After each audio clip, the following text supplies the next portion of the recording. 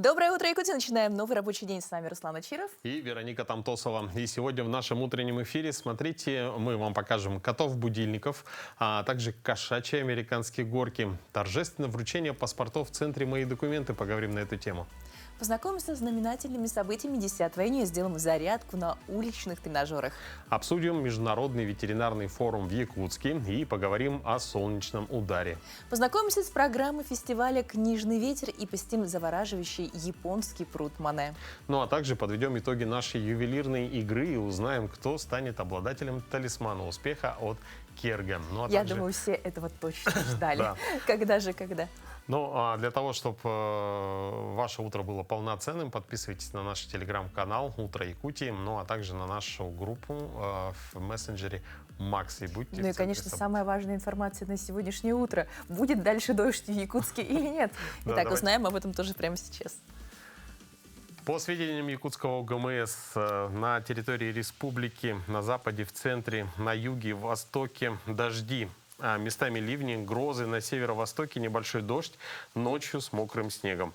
Ветер умеренный, местами порывы от 9 до 14 метров в секунду в Алданском, Нерюнгринском, Кобяйском, Жиганском районах, по побережью Арктики, и при грозах порывы до 15-20 метров в секунду. Температура воздуха днем плюс 13, плюс 18 градусов, на юге республики плюс 20, плюс 25, на северо-востоке от 7 до 12 градусов со знаком плюс, местами плюс 2, плюс 7. В городе Якутске температура воздуха в 6 часов утра была плюс 11 градусов, давление 742 миллиметра ртутного столба, ветер западный 3 метра в секунду. Сегодня днем облачно, дождь, ветер северо-западный 3,8 метров в секунду, порывы от 8 до 13 метров в секунду. Температура воздуха днем плюс 14, плюс 16 градусов. Ну, некоторые даже говорят, что они очень любят дождь. Такое философское, хорошее настроение. Главное, зонтик не забудьте. Ну и сейчас, я думаю, многие посадили огороды. Тоже дождь будет не лишним. Но Да? главное, чтобы он не затягивался. Ну, вообще, утро – это такое время удивительное. Да, вот тебя кто будет по утрам? Будильник, конечно. Ну, тебе не повезло. У тебя нет домашних животных. Причем раз 5, да. Мы хотим вам показать видео, где кошки всем табуном пришли будить именно маму семейства. И тут даже без слов все понятно. Потому, на кого легла вся эта пушистая масса, сразу ясно, кто в доме отвечает за еду. Кстати, это не потому, что мама просто ближе лежала или у нее руки вкуснее пахнут.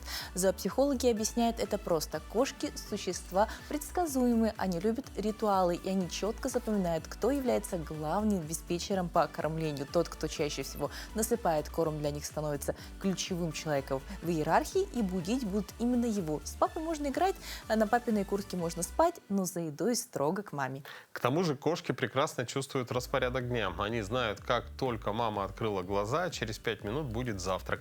Поэтому никакой смарт-будильник не нужен. Свои встроенные уже есть, и они работают безотказно.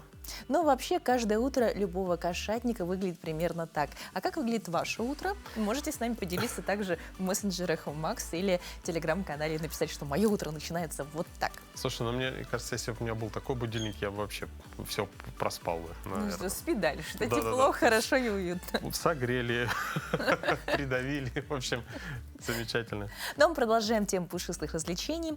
Если с утренними побудками все понятно, это священный ритуал, то досуг у котика бывает разный. И некоторые хозяева пришли дальше коробки и мячиков. Они устраивают своим питомцам виртуальные американские горки. TikTok-тренд выглядит так. Кота сажают в картонную коробку, ставят ее перед большим экраном, включают видео от первого лица с бешеной трассы и начинают двигать эту кабинку в такт движением на телевизоре. Судя по мордочкам пушистых пассажиров, многим реально заходит. Кто-то замирает, широко раскрыв глаза, кто-то инстинктивно наклоняется на поворотах, будто пытается вписаться в вираж, а некоторые даже пригибаются, как на экране. Начинается крутой спуск. Забавнее всего, конечно, наблюдать за теми, кто реально ведется и начинает мять лапками края коробки, пытаясь помочь аттракциону. И знаете, в этом нет ничего удивительного. Кошачьи глаза эволюционно заточены на то, чтобы мгновенно реагировать на движение. А то, что на экране быстро мельтешит, для них выглядит как потенциальная добыча или просто очень интересный объект. А уж если добавить раскачивание коробки, создающий полный эффект присутствия для котика, происходящее на экране и реальность почти сливаются воедино. Мне кажется, это можно сравнить, как на человека надеть 3D виртуальные очки. Я, кстати, видел какой-то парк аттракционов, но там все было не так дорого. То есть человеку надеваются виртуальные очки и ставится он на площадку. Ну, просто. И оператор этого аттракциона берет, смотрит на экран и также вот один в один, как здесь, начинает раскачивать эту площадку, люди орут просто. Я представляю, да. Мне кажется, котикам гораздо уютнее и интереснее, чем нам в 3D-очках. Поэтому хорошее такое развлечение, на мой взгляд. Ну, скучно же дома целый день. Сидишь себе и сидишь, ничего не меняется, обстановка одна и та же, все уже изучил, а тут раз, и вот тебе аттракцион. Да еще и хозяин на рядом. американские горки съездил. Да? Ну что, сейчас в продолжение мы бы хотели предложить свежий выпуск новостей и передаем слово нашим коллегам.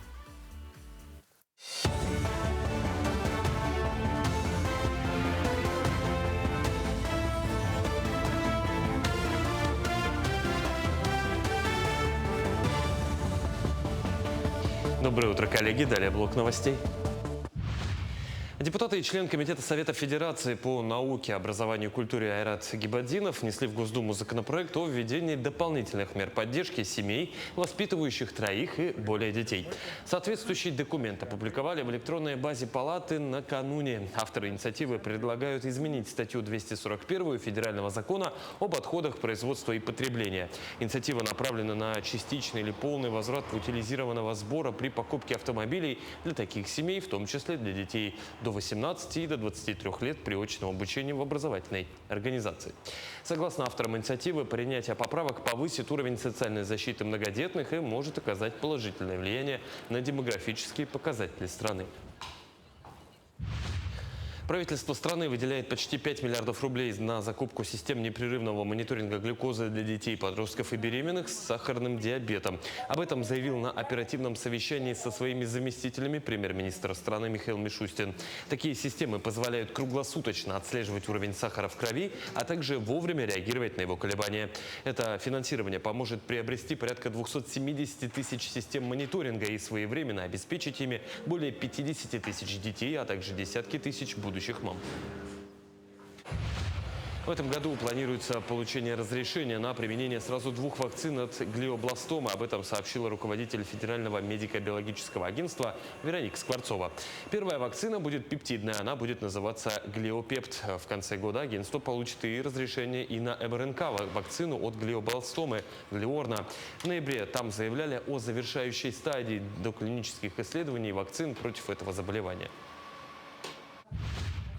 Гериатрия без границ. Под таким девизом стартовала 2-я научно-практическая конференция «Современные технологии сестринского ухода для граждан старшего возраста». Более 150 специалистов съехались в Якутск для изучения новых методик и обмена практиками.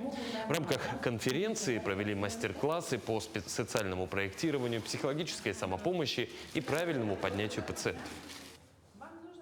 Мы, как общественная организация, участвуем в сестринской конференции. Это практически наша тема. Мы работаем в сфере паллиативной помощи и долговременного ухода. И я для присутствующих, для участников конференции расскажу про наш опыт реализации социального проекта, который поддержан Фондом президентских грантов «Студия когнитивного здоровья». ГОСТ с рекомендациями по обустройству комнат матери и ребенка появится в России уже в конце этого года. В стандарте такие комнаты будут называться семейными.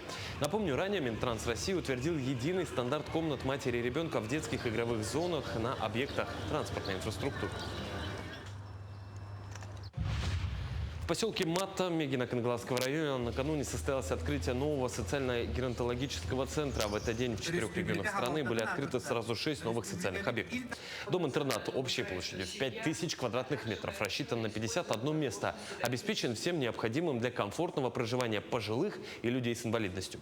Здесь будут реализовываться проекты по активному долголетию, проводиться различные культурные и просветительские мероприятия социальной направленности, а также созданы все условия для проживания и отдыха, в том числе и зал адаптивной физкультуры, просторное помещение для кружков и различных занятий и зоны отдыха. В учреждении помимо стационара будет работать проект «Передышка» на 14 мест в целях поддержки родственного ухода. Мы начинали это строительство в рамках национального проекта «Демографии» и уже завершили в рамках национального проекта «Семья». Такой основной проект, как «Старшее поколение», сохранился и продолжается сегодня. И именно благодаря этому проекту сегодня есть такой механизм, то есть оказывается регионам помощь из федерального бюджета на условиях софинансирования, также и регионального бюджета. Ведется строительство учреждений социального обслуживания для людей старшего возраста, людей с инвалидностью. Мы рады приветствовать всех, кто к нам присоединился. Желаем вам доброго утра. У нас в эфире важная тема, которая касается каждого, кто вступает в новый этап своей жизни. Получить главный документ гражданина страны сегодня можно не только в кабинете, но и по-настоящему торжественно. Чем отличается праздничное вручение паспорта от стандартной процедуры? Кто может стать ее участником? И сколько подростков уже сказали «да» взрослой жизни в стенах офиса «Мои документы»? У нас в студии Егорова Татьяна Аркадьевна, заместитель начальника клиентской службы города Якутска центра «Мои документы». Сейчас мы у нее все узнаем. Доброе утро. Доброе утро. Доброе утро. Скажите, сегодня многие знают, что паспорт можно получить в МФЦ. А чем торжественное вручение отличается от обычного получения паспорта? Ну, когда ребенок получает паспорт, да, он просто приходит, расписывается и получает паспорт. Но мы хотели, чтобы отметить этот важный момент, этап взросления ребенка. И в 2022 году внедрили проект церемонии торжественного вручения. Да? Мы вручаем паспорт в торжественной обстановке с государственными флагами, гимнами, да, почетными гостями. Детям говорят напутственные слова. И паспорт вручает сотрудник МВД. Кто может принять участие в торжественном вручении паспорта? Торжественное вручение может принять любой подросток, который получает впервые паспорт. Он подает, когда заявление, мы принимаем у него заявку, если он хочет. И уже назначаем ближайшую дату церемонии. А кто помогает реализовывать этот проект? Проект у нас реализовывается совместно с МВД Республики Саха-Якутия и российским региональным отделением общественного движения первых. Где и как проходит это торжественное мероприятие? Очень интересно, наверное, всем, как это. Торжественные мероприятия мы проводим на площадках наших партнеров. Это Национальная библиотека Республики Саха-Якутия, Смарт-библиотека, а также в молодежном центре «Патриот». Ну, вот если обратиться к статистике, то это интересно, наверное, сколько подростков уже получили паспорта в торжественной обстановке. Да, с начала проекта, с 2022 года, уже около 1500 детей получили паспорта в торжественной обстановке, и каждый год число этих детей у нас растет. То есть это с 22 года? Да, с 22 года. В 2002 году получал, когда сейчас думаю, почему мне не предложили. Да, это мы ввели в апреле 2022 года ко Дню Республики. Ну, а что бы вы хотели сказать тем, кто впервые будет получать паспорт? Детям я бы хотела сказать, что получение первого паспорта – это важный момент, новый этап вашей жизни. И чтобы вы хотели насладиться этим моментом, да, мы призываем вас записываться на торжественную выдачу и почувствовать этот момент по-настоящему? Да, по-настоящему, торжественной обстановке. Замена паспорта идет 45 лет, торжественного вручения нет? Мы очень хотим. Мы примем ваше предложение. Конечно, я думаю, конечно, обращающихся будет гораздо меньше, особенно представителей женского пола, но тем не менее, я думаю, что найдутся такие, как мы. Скажите, а что нужно сделать подростку, чтобы вот торжественно получить? И вообще, как часто проводится торжественная церемония вручения? Торжественную церемонию мы проводим ежемесячно. Мероприятия у нас приурачиваются к значимым датам. Да? Завтра у нас пройдет ко Дню России. В молодежном центре «Патриот» будет 26 участников. Достаточно много. Да, у нас примерно 25-26, иногда бывает до 30 детей. А они сами, есть галочка, где можно поставить «хочу получить торжественную». Да, когда они подают паспорт, специалист у них спрашивает, желали ли вы получить в торжественной обстановке, и кратко рассказывает, как будет проходить церемония. И при согласии мы берем, записываем его, и потом уже до начала мероприятия мы обзваниваем детей, да, чтобы они подошли в такое-то место, где будет. Обычно у нас запись идет за месяц до начала мероприятия. Примерно такой же срок, как и получение паспорта. Да, сейчас, потому что вот завтра мы уже проводим, и поэтому сейчас у нас запись уже открыта на июль месяц. Дети уже записываются. А если из района, например, хотят получить в Якутске? Да, мы записываем. Если ребенок проживает в городе Якутске, то мы записываем. В районах, кстати, у нас проводятся в администрациях районов совместно с МВД и тоже с движением первых. Ну, то есть то есть тоже, в любом то есть районе. можно По всей республике у нас идет мероприятие. Здорово, мне кажется, это все равно такое значимое событие, если его теперь нужно не самим родителям организовывать, а так официально гораздо проще. Ну, конечно, я вот говорю, если бы я знал в то время, когда получал паспорт. Я помню, это был, тогда был паспортный стол, по-моему, да? Такое маленькое окошко, мне дали, распишитесь, а я еще роспись-то нормально не умел делать. Как смог, так расписался. Ну и все, вот, получил Да, мы паспорт. тогда еще заявление сами заполняли. Мне помнится. Спасибо Здорово. вам большое. Спасибо большое, очень интересно. Я уверена, что желающих будет теперь гораздо больше. Спасибо вам за интересную беседу. Спасибо. Ну, знаете, вот получая паспорт, подростки впервые ставят свою подпись в главном документе, а ведь у этой, казалось бы, простой вещи, автограф обычной ручкой, тоже есть своя история. Именно 10 июня, почти век назад, была запатентована шариковая ручка. Что еще важного произошло в этот день, узнаем в рубрике «Даты и события».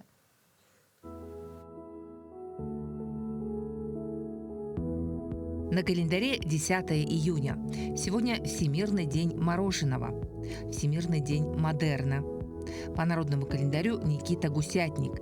По поверью, Никита охраняет гусят, а не взрослых птиц, оберегает их от орлов, ястребов и других хищников. Обращали на Никиту внимание и на приметы погоды. Если день выдался тихим, ждали к осени хорошего урожая. Этот день в истории. В 1807 году основан Ижевский оружейный завод, ныне концерн «Калашников». В 1846 году в этот день выдан патент на пневматические шины. В 1921 году, 10 июня, основан Государственный музей-усадьба Льва Толстого «Ясная поляна». В 1931 году между Москвой и Ленинградом начал курсировать первый в стране фирменный поезд «Красная стрела». В 1936 году в этот день в Москве основана киностудия «Союз мультфильм», а в 1943 году запатентована шариковая ручка, которая поступила в массовое производство. В 1944 году в этот день началась наступательная Выборгско-Петрозаводская операция советских войск. В этот день родились Гюстав Курбе, французский пейзажист, жанрист, портретист. Тихон Хренников, советский российский композитор, общественный деятель, народный артист Советского Союза. Борис Брунов, советский российский артист, конферансье, народный артист РСФСР. Людмила Зыкина, советская российская певица, педагог, народная артистка Советского Союза. Илья Глазунов, советский российский художник, педагог, академик Российской академии художеств, народный художник Советского Союза. Валентин Смирницкий, советский российский актер театра и кино, народный артист России. Именины сегодня отмечают Василий, Дмитрий, Елена, Захар, Игнатий, Ираклий, Макар, Никита, Николай, Павел и Петр. Вот такой сегодня интересный день, богатый на поводы. Особенно радует, что 10 июня – это еще Всемирный день мороженого. Значит, самое время запастись любимым лакомством. Но чтобы десерт принес только пользу и отличное настроение, давайте сначала как следует разомнемся. Ну, тем более, что наша зарядка сегодня перемещается из студии прямиком на уличные тренажеры. На связи фитнес-тренер Виктория Волгина. Мы и наши телезрители готовы к утренней разминке.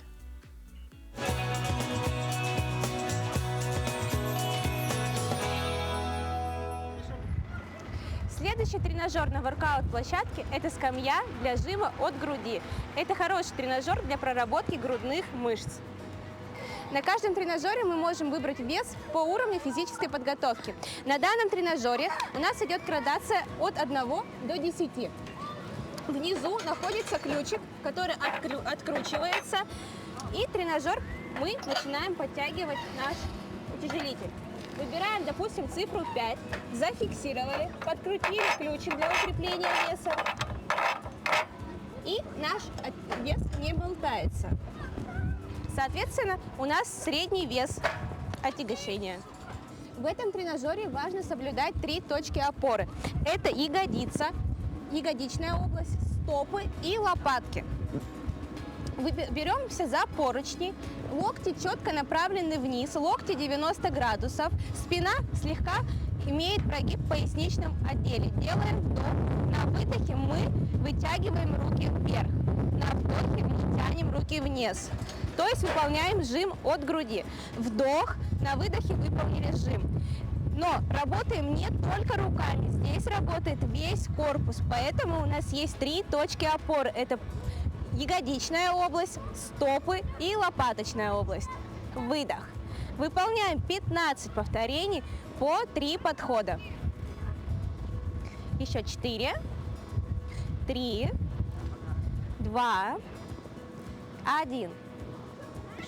Следующий тренажер для выполнения становой тяги, румынской тяги и классической тяги. Я покажу вам выполнение румынской тяги. Ноги ставим на ширине плеч, коленочки у нас мягкие, то есть слегка согнуты в коленных суставах. Мы сначала приседаем, чтобы не травмировать поясничный отдел, и берем наш тренажер. Делаем вдох, ягодицы, поясничный отдел, оттягиваем назад. Соответственно, корпус у нас наклонился. Сжимая заднюю поверхность бедра и ягодичную мышцу, мы выполняем разгибание нашего корпуса. Вдох, сгибаемся, на выдохе разгибаемся. Вдох, выдох, вдох, выдох, вдох, выдох. Важно шейный отдел держать прямым. Ни в коем случае не переразгибать шею. Не должно быть такого. Вдох, выдох. Также сели, положили наш тренажер. В упражнении рычажная тяга также есть выбор веса по уровню физической подготовки. Здесь снизу мы также откручиваем наш крючек и начинаем подтягивать вес. Очень важно подобрать правильно вес, чтобы не травмироваться. Здесь у нас идет градация от 1 до 10. Чем меньше цифра, тем тяжелее. Чем больше, тем легче. Пододвинули, зафиксировали ключик, хорошенько его затянули. Главные ошибки при выполнении данного упражнения – это колено 90 градусов, либо колено выходит за стопу. Важно, чтобы колено было на уровне большого пальца. Выдох, вдох, выдох, вдох, выдох. Также держать четко зафиксирован наш поясничный отдел. Животик подтянут. Выдох. На данном тренажере также можно выбрать вес.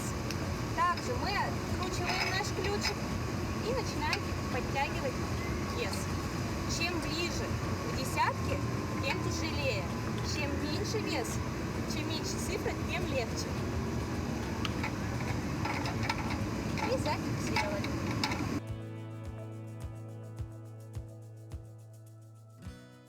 Сегодня в Якутске начинает работу первый международный научно-практический форум «Современные тенденции развития ветеринарной науки и ее роль в решении проблем продовольственной безопасности». На одной площадке соберутся ученые, специалисты отрасли и представители аграрного сектора, чтобы обсудить развитие ветеринарной науки, современные технологии и вопросы сохранения здоровья животных. О том, какие задачи сегодня стоят перед ветеринарией, как научные разработки помогают обеспечить продовольственную безопасность и какое значение форум имеет для развития отрасли, поговорим с президентом и академиком Международной академии аграрного образования, доктором сельскохозяйственных наук, профессором и государственным советником Российской Федерации 3-го класса Марией Трифоновой. Доброе утро.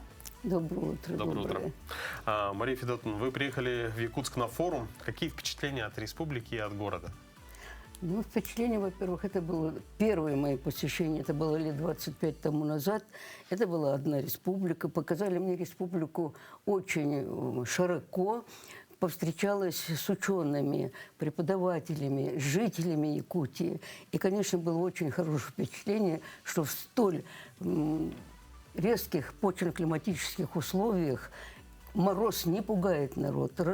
Здесь как раз встретила людей, которые любят свою, будем говорить так, республику, свою землю, преданы и работают настолько откровенно, настолько с любовью и к животным, и между собой.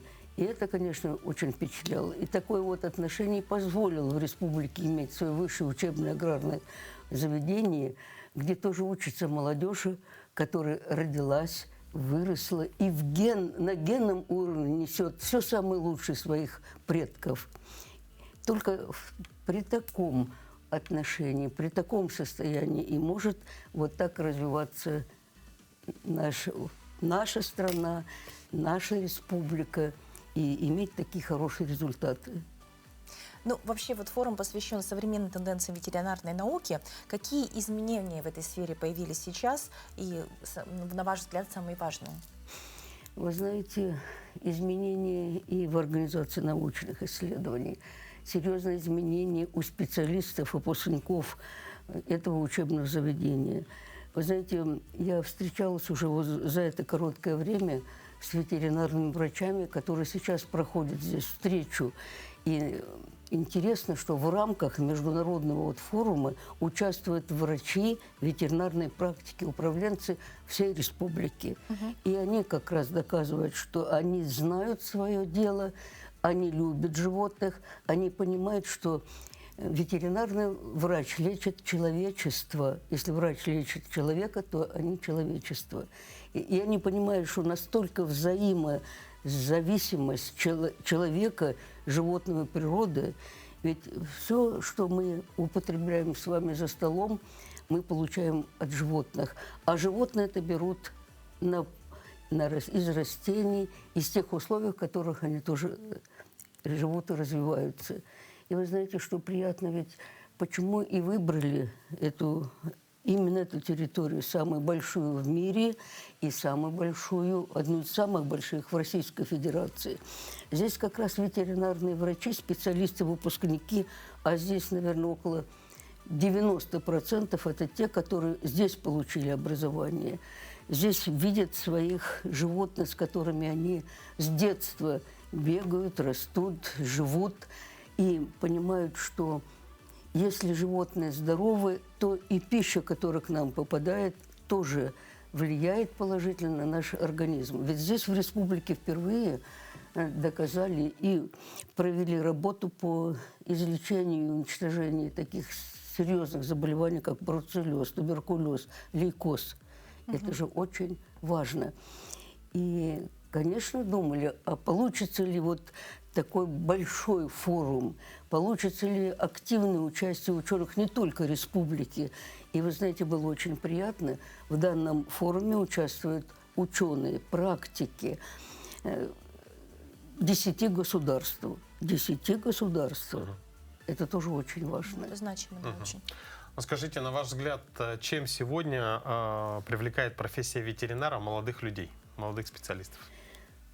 На этот вопрос и легко, и трудно ответить.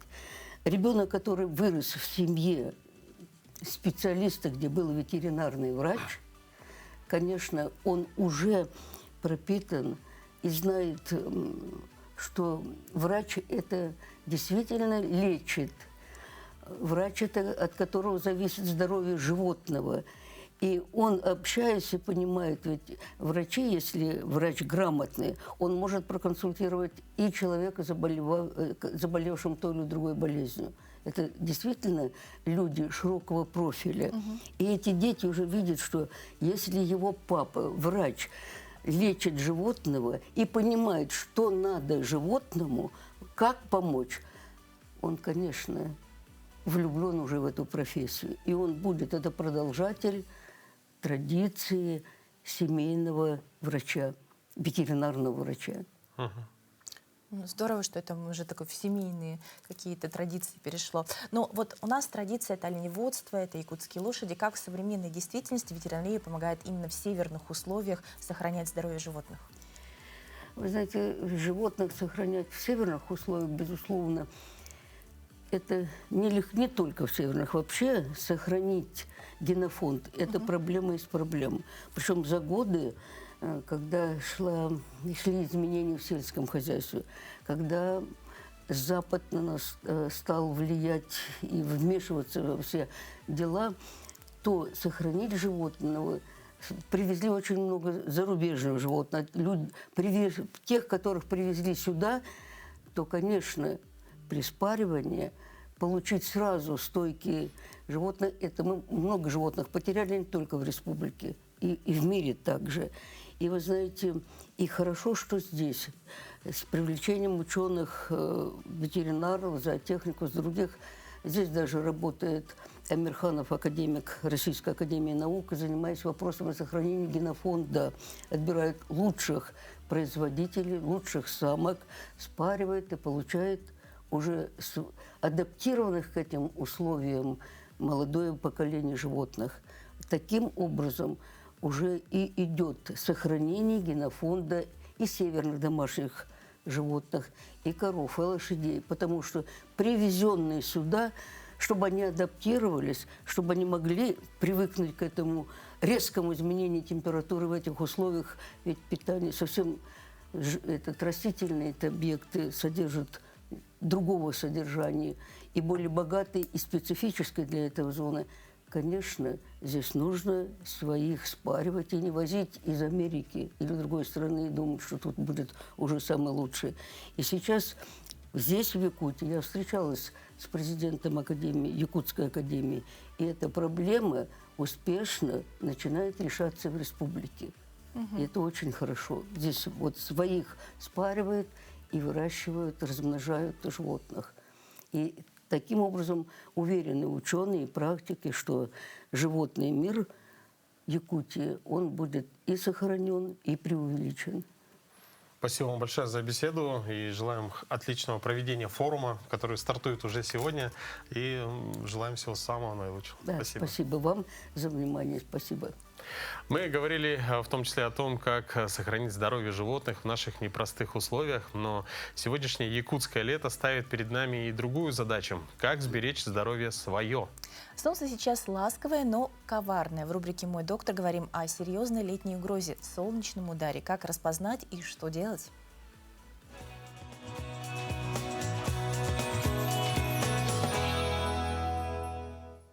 Доброе утро! Тепловой удар – это перегревание всего тела. Он может случиться в душном помещении, при физической работе в жару, в переполненном транспорте. Солнечный удар – это поражение головного мозга прямыми солнечными лучами, пригревается именно голова. Симптомы схожи и лечение примерно одинаковые. Симптомы при тепловом ударе – это сильная головная боль, тошнота и рвота, покраснение лица и шеи, учащенное сердцебиение, одышка, сильная слабость, головокружение, шум в ушах, потемнение в глазах, потеря сознания и даже судороги. Какая же первая помощь пострадавшему? Помощь состоит в том, чтобы немедленно увести или унести человека в прохладную тень, положить на спину, приподнять ноги, лучше положить под ноги валик или сумку, расстегнуть воротник, снять лишнюю одежду, обтереть тело прохладной, не ледяной водой, положить холодный компресс на лоб и шею. Давать пить прохладную воду маленькими глотками, не ледяную, чтобы не вызвать спазм сосудов. Уровень ультрафиолетового облучения высокий даже при прохладном воздухе. Ожог можно получить за 15-20 минут. Чтобы не навредить здоровью, необходимо соблюдать следующие правила.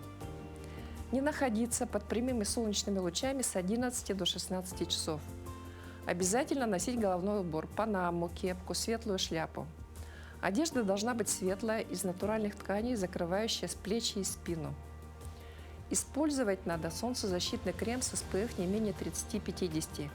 Наносить за 20 минут до выхода на воздух и повторять каждые 2 часа. Что же делать, если все-таки солнечный ожог получился? Первое – это уйти в тень. Затем принять прохладный, не холодный душ. Нанести на кожу средства после загара или спрей-пену с пантенолом. Пить больше воды. Категорически нельзя мазать маслом, кефиром, сметаной, жирным кремом. Это закупоривает поры, усиливает ожог и может вызвать инфекцию. Если появились пузыри, поднялась температура, озноб, необходимо обратиться к врачу. Берегите себя и будьте здоровы! Ну, а сейчас долгожданный момент. Мы подводим итоги нашей ювелирной игры. Чтобы получить долгожданный приз, конечно, это талисман от ювелирного дома Керге. Напомню, что вы вчера отправляли свои комментарии на вопрос, какие шаги делаете вы, чтобы стать успешными. И получили мы 33 комментария. И та-дам! Да, прямо Руслан? сейчас в прямом эфире мы все сделаем. Было очень много комментариев. 33 — это хороший результат. Но вот одни из таких, как, например, осваивать новые навыки, общаться с позитивными, развивающимися людьми, которые мотивируют двигаться вперед. Кто-то пишет, что нужно просто установить режим и просто его соблюдать. Тоже очень хороший совет. Отлично. Ну что, 33 комментария на данный момент. И сейчас мы... Момент истины. Да, сейчас мы введем эту цифру 33 в наш генератор. И номер 1, представляете, самый первый выпадает. Как же? Да, запись экрана я выложу обязательно в наш Слушайте, ну такое Макс бывает и редко в Телеграм. Так, первый, это у нас самый первый был наш подписчик Борис, наш постоянный подписчик. Мы вас поздравляем, и наш постоянный телезритель. А Борис что написал-то? Борис написал: работа и еще раз работа. Вот так вот. Все Золотые слова. просто. Оказывается, все просто. Борис, поздравляем вас. Обязательно передадим вам талисман, чтобы он радовал вас и приносил удачу. Ну и, конечно, в работе это тоже удача имеет тоже ключевое значение. Иногда везение приносит чуть больше успеха. Но если вы работаете, только работаете, то успех вам точно гарантирован. Но я напоминаю, что наши постоянные игры, они всегда проводятся либо в Телеграм-канале, либо на нашем канале в мессенджере Макс. Поэтому подписывайтесь. Если вы участвовали уже в этой игре, не расстраивайтесь, если не выиграли. То обязательно для вас, вам тоже улыбнется удача. И самое главное, вы дали кому-то очень полезный совет.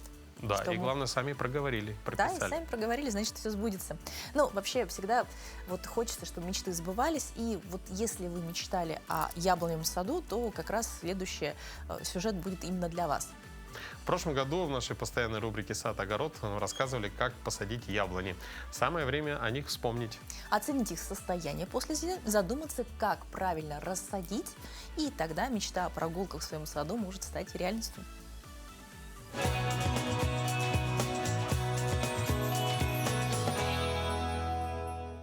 Доброе утро, уважаемые зрители. Вот перед вами яблони, сеянцы яблони. Они посеяны семенами весной прошлого года. Сейчас они высотой 15-25 сантиметров. Они сидят плотно, в ряду плотно, поскольку мы сеяли ягодками. Это яблоня сибирская, ягодная, маленькие ягодки у этой яблони. И они почти все проросли, хорошо проросли. Что делаем с ними дальше? Их надо пикировать на производственный свой, маленький тоже участок. То есть рассадить их на таком расстоянии, на котором можно будет их удобно выкапывать и реализовать. Вот. Сеянцы я вытаскиваю вот таким вот образом. Надо стараться не повредить корни. Вот где-то растений 5-6 выкопали, 6 растений. Как же я их высаживаю? Поскольку сеянцы маленькие, вот беру я маленький сеянец, высота 25 сантиметров, корневая система маленькая еще. Что я делаю? У меня вот такое вот простое приспособление, немножко заостренное. Это лиственничная палка. Почему лиственничная? Потому что она достаточно крепкая. И ею можно сделать дырочку. Вот от соседнего растения отступаем сантиметров 15 и давим всей своей массой, немалой. Получилась дырочка, в которую вот таким вот образом помещаем наш сеянец. И потом с помощью этой же палочки опускаем туда в яму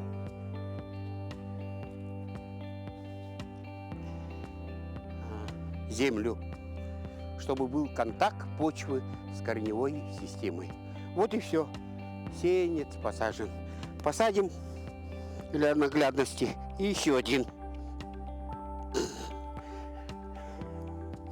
Берем еще один сеянец с корневой системой. Опускаем корни туда. Немножко стряхиваем, чтобы они немножко расправились. И утрамбовываем почву. Повторюсь, опять же, чтобы был контакт корневой системы. После посадок всех сеянцев все это дело, конечно, обильно поливается, чтобы облегчить им укоренение. Здесь они у меня будут находиться год-два. Плодоносить они будут при хорошем уходе. Это вот однолетние растения, да, через 2 года при хорошем правильном уходе. Но совсем скоро Якутск вновь станет центром большого книжного события. Международный фестиваль и ярмарка «Книжный ветер» соберет читателей, писателей, издателей и всех, кто любит хорошие книги. Гостей ждут книжные новинки, встречи с авторами, мастер-классы, лекции и множество интересных площадок для детей и взрослых. Подробнее о программе фестиваля и его главных событиях расскажут наши гости, заведующие отделом культурно-просветительской деятельности Центральной городской библиотеки Розалия Ксенофонтова и ведущий библиотекарь Центральной городской библиотеки Уйгулана Григорьева. Доброе утро. Доброе утро. Доброе утро. Розалия, скажите, когда и на каких площадках пройдет фестиваль «Книжный ветер»? Осталось совсем немного, уже с 23 по 26 июня, через неделю у нас начнется наша большая программа. Все это будет на Комсомольской площади. Отличное место. А сейчас идет набор волонтеров фестиваля. Кто может присоединиться к вам и чем будут заниматься добровольцы? Мы ищем активных, увлеченных людей, которые готовы помочь нам в организации такого масштабного мероприятия. Люди будут задействованы, волонтеры, на наших площадках. Это молодежь? Это молодежь лет? от 14 лет. Могут присоединиться с помощью платформы добро.ру, зарегистрироваться, и мы даем верифицированные часы, которые становятся дополнительными баллами к ЕГЭ. К баллам ЕГЭ, да. Здорово. А какая главная тема фестиваля в этом году? Вообще наш фестиваль ежегодно он будет посвящен детской, подростковой, молодежной литературе. В этот раз мы решили очень сильно расширить саму вообще программу и концепцию фестиваля. Если в первый раз это была такая классическая книжная ярмарка-продажа и плюс еще такая открытая программа, то в этом году мы разделили программу на 4 разных направления. Это текст, иллюстрация, экранизация и архитектура. То есть если первые 2 они касаются тех, кто непосредственно пишет книги, издает их, выпускает графические романы, комиксы, манго, иллюстрирует книги, то экранизация — это вход в литературу через уже мир кино, как можно свои книги переработать для того, чтобы они стали сценариями для фильмов. И архитектура — это такое очень необычное направление, когда мы можем через дизайн решения, через среду, через архитектурные объекты тоже транслировать литературу, культурный код, историю. Ну а что интересно подготовили для детей и подростков? Для детей и подростков, вот как Розалия сказала, у нас 4 трека, да, и по 4 этим направлениям у нас будут встречи, различные мастер-классы, например, писательские, вот направление текст, архитектура, там будут говорить о нашем городе, вообще как строятся города, например, лекции различные. Много мастер-классов, мастерских, викторины, игры. Все это будет очень-очень много вот всего. Да, 4 дня с 10 до 8 вечера будет очень насыщенная программа на разных площадках на Комсомольской площади. Есть ли какое-то отличие от программы фестиваля от предыдущих? Да, несомненно, потому что если в первый раз у нас работала только, например, сцена, где была концертная программа и проводились какие-то активности, как квизы, квесты, и была продажа, то в этот раз приезжает очень много у нас экспертов по 4 направлениям.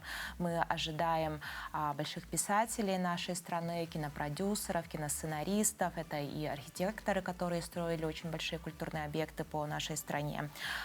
Будут подведены итоги различных конкурсов. И в первый раз у нас, например, приняло участие только 4 издательства. Это было впервые, когда они приехали из других регионов к нам в Якутск. А в этот раз мы ожидаем уже 24 издательства, плюс наши региональные издательства, получается, и плюс наши региональные магазины. Здорово, очень насыщенно. Ну, а вот расскажите подробнее, какие активности ждут участия. То есть, ну, получается, с мастер-классами все понятно, а что еще смогут родители, например, с детьми поделать? Родители с детьми вот на Комсомольской площади в 4 палатках вас ждут. Ну, там вообще широкая программа. У нас такая Excel-ка. Ее можно где-то посмотреть, я так понимаю. Да. Да, на днях мы опубликуем эту программу, вносятся последние корректировки по названиям, уточняется время. Это, например, будут мастер-классы, предположим, по макаронной архитектуре. То есть построить дом из этого, да, это будут большие игры различные. Дети смогут встретиться с детскими издателями, с детскими писателями. Также мы планируем большую встречу фанатов по фэнтези, разным киновселенным, чтобы снять и контент, и чтобы люди встретились. То есть это будет большой праздник для тех, кто вообще любит читать, интересуется и болеет за такое книгоиздательское дело вообще в целом. Можно сказать, что программа будет выпущена в виде книги. То есть такая насыщенная Можно, большая да. программа. Если как издавать, то это будет книга целая.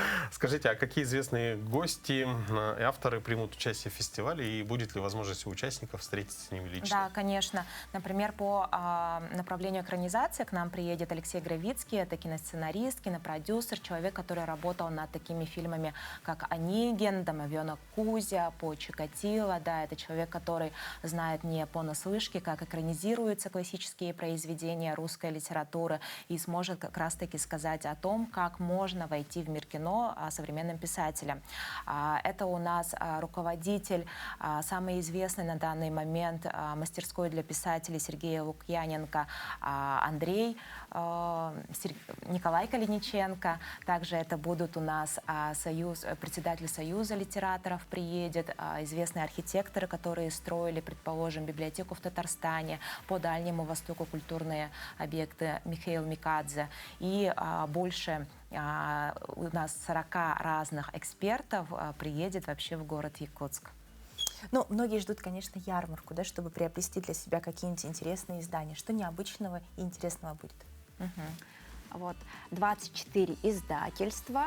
Это только федеральные, и потом еще наши региональные будут. Книги будут, ну, по вкусной цене, я так полагаю, потому что это книги уже от самих издателей. Поэтому мы приглашаем всех гостей, жителей республики, чтобы присоединялись к нашей ярмарке и получили доступ вот к этим книгам. Давайте еще раз напомним даты. 23-26 июня, неделя ИСЭХа как раз-таки, и потом все наши гости, они как раз-таки поедут смотреть наш национальный праздник. Приходите. Здорово. И где можно будет, то есть вы сказали, что программа будет выложена где-то в соцсетях, где будет выложена? На официальном сайте фестиваля. Этот фестиваль у нас вообще проводится при поддержке Президентского фонда культурных инициатив. Мы выиграли грант и можем реализовать это мероприятие. И получается, что на официальном сайте этого фестиваля «Книжный ветер» можно пробить. Space называется. Creatorspace.ru. Да, в поисковике просто «Книжный ветер» можно зайти, посмотреть всех экспертов и программу. Отлично. Спасибо большое. Очень интересно. Спасибо. Ну а прямо сейчас мы передаем слово нашим коллегам из блока новостей.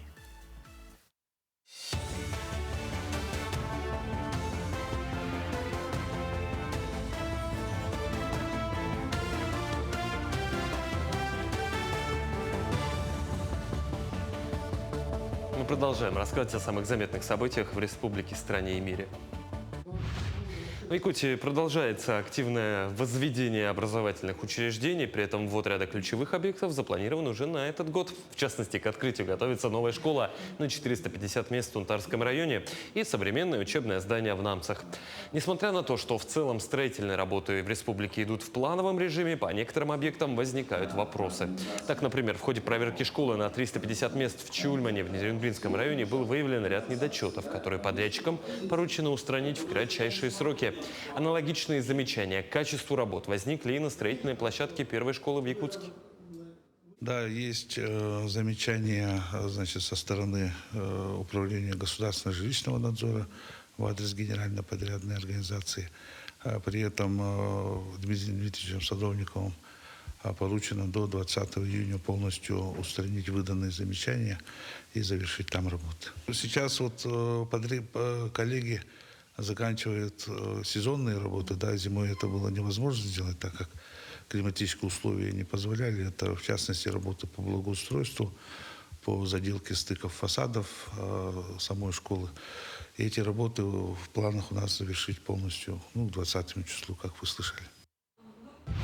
Между тем, до завершения всероссийского голосования за объекты благоустройства осталось всего 3 дня. До 12 июня жители Якутии могут выбрать общественные пространства, которые будут благоустроены в рамках федерального проекта формирования комфортной городской среды, национального проекта инфраструктуры для жизни, инициированного президентом России Владимиром Путиным.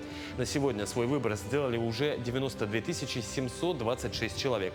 Проголосовать можно на платформе. В этом году на голосование вынесена 81 общественная территория в 35 муниципальных образований. Жители выбирают проекты благоустройства парков, скверов, набережных, спортивных и общественных пространств. Тем временем Мирный стал площадкой для события, направленного на повышение финансовой грамотности населения. Там прошел муниципальный этап Всероссийского семейного фестиваля сбережений и инвестиций. Фестиваль собрал команды, готовые продемонстрировать свои знания и творческий подход к развитию финансовой культуры. Участники представили, как они понимают и продвигают идеи разумного управления личными и семейными финансами, важность сбережений, накоплений и грамотных инвестиций. Испытать свои знания командам пришлось в интеллектуальных баталиях. Участники получат опыт, как правильно вести себя с финансовой точки зрения, потому что вопросы достаточно интересные, на некоторые вот тут прям сами, когда готовились. Это готовые шаблоны нам прислали, вопросы, которые часто попадаются в жизни людей, семей. И здесь самим стало интересно, некоторые вопросы были спорные, обсуждали.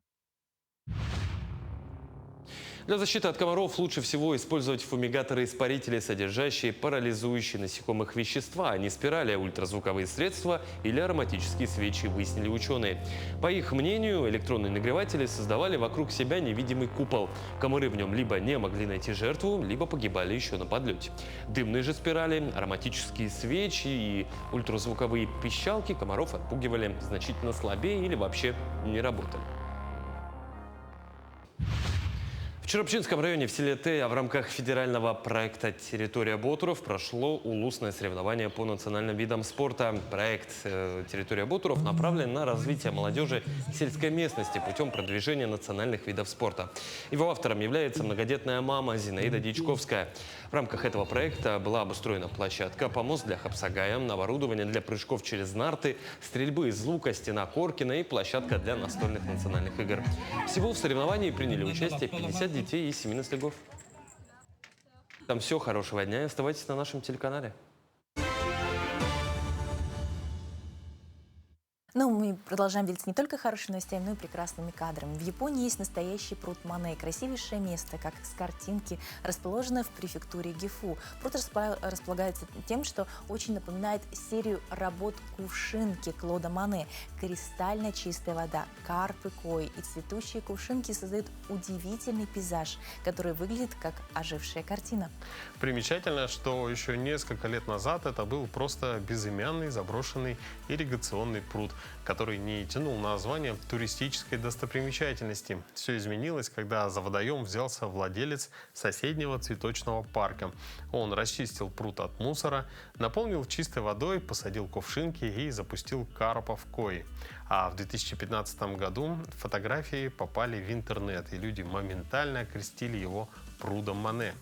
Шедевриальный пейзаж выглядит как нейросетевая генерация, но это реальное место в Японии. Кстати, вода там настолько прозрачная, потому что в ней почти нет питательных веществ. Она родниковая, пруд находится у подножия холма возле небольшого синтоистского храма, а добраться до него можно примерно за 35 минут на машине от станции Гифу. Действительно, очень красиво. В целом, у Мане было, по-моему, большое количество картин с кувшинками. Вот. И действительно, вот так прийти и посмотреть, да? Не, ну согласись, что вот когда смотришь на эти кадры, кажется, что это правда, Искусственный интеллект. Да. Теперь уже не верится, да? Ну, теперь вот в современной действительности очень стало трудно любоваться пейзажами, особенно природы, чего-то. Ты вот ходишь, и хорошо, что ввели, знаешь, обязательное указание, что это сгенерировано, потому что правда веришь, что это реальность. А уже на реальность смотришь и уже не веришь, что это реальность. Если там слишком красиво. Да. Но вообще можно позавидовать тем людям, которые вот прийти туда, пройтись по мосточку, посмотреть на Давай карпов. будем искренне. У нас потрясающее в Якутии количество безумно интересных, удивительных мест, до которых трудно добраться, и которые, правда, в сети наверняка вызвали бы просто бурю эмоций. Просто мы редко их выкладываем. Поэтому чаще вы делитесь фотографиями, что вас окружает в разных уголках нашей республики. Я уверена, что, возможно, это тоже станет туристической зоной.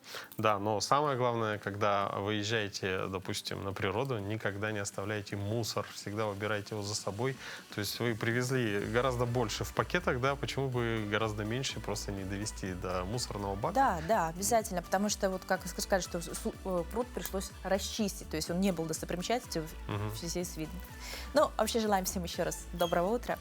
И увидимся с вами завтра в это же время на наших телеканалах Якутия-24 и НВК Саха.